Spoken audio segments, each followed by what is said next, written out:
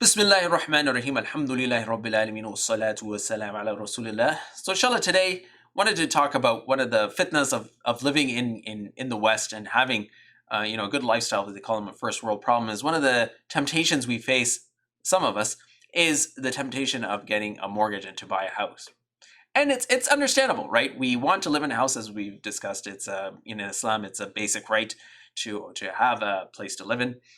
And it can be tempting to, we're constantly bombarded and presented this idea that, getting into mortgages and into debt is a great idea. And of course, this is haram and we have to stay away, and that is important. And for those of us who can transport our minds and really look at this from an Islamic perspective, this is the most important thing, right?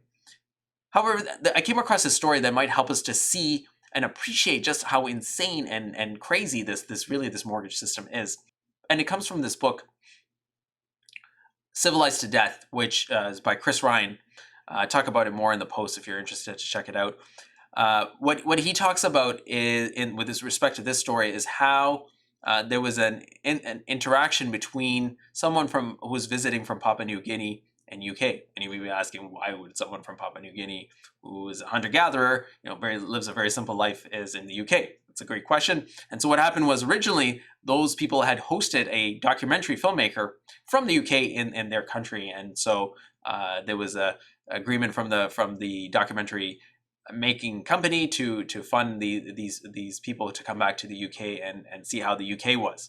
The filmmaker himself was concerned, wrongfully, as we'll see, that these people will come here and they'll be so enamored with the Western lifestyle that what are they going to do, and they're going to be so depressed when they go back. And so he was kind of surprised at what happened when they did come in and see the Western lifestyle. And so this is where the mortgages part comes in. So they came in and they lived with this guy named Mark, as is mentioned in the book. And so they know something from their perspective, which was quite strange about Mark. What was that strange thing they know about Mark? Mark was getting up really, really, really early in the morning and coming home really, really, really, really late at night. And a lot of us, in the pre-COVID era, when we had to go downtown and spend whatever it is, an hour and a half commuting, can sort of relate to Mark. And so what was interesting is that what they learned was that Mark had to pay off his house. And they were like, why, how long is it going to take you to pay off your house? He says 25 years. And so instead of being amazed with the Western lifestyle, they were pitying this individual named Mark. They pitied him and they explained that, like, when one of our houses, if we need a house, all the people in the village gathered together and we just built it in 2 weeks. And the only thing they actually learned from Western lifestyle was how to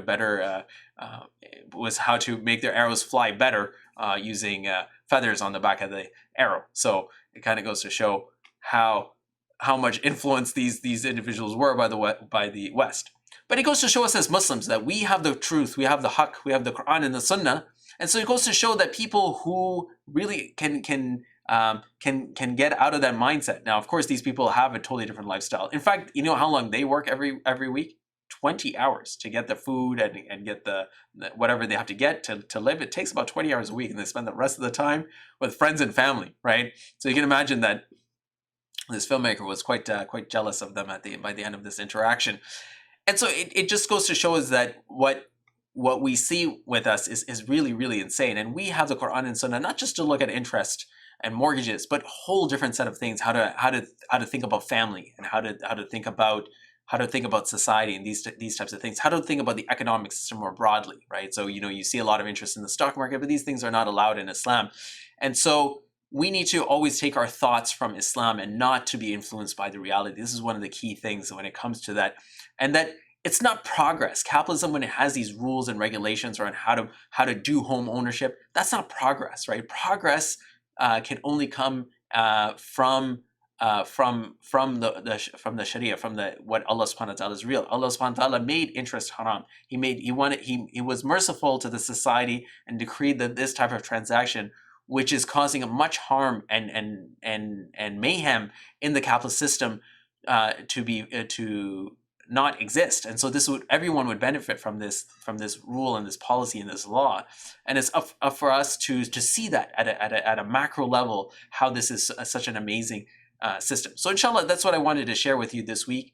Inshallah, we'll hopefully see you soon. Assalamu alaikum wa rahmatullahi wa barakatuh.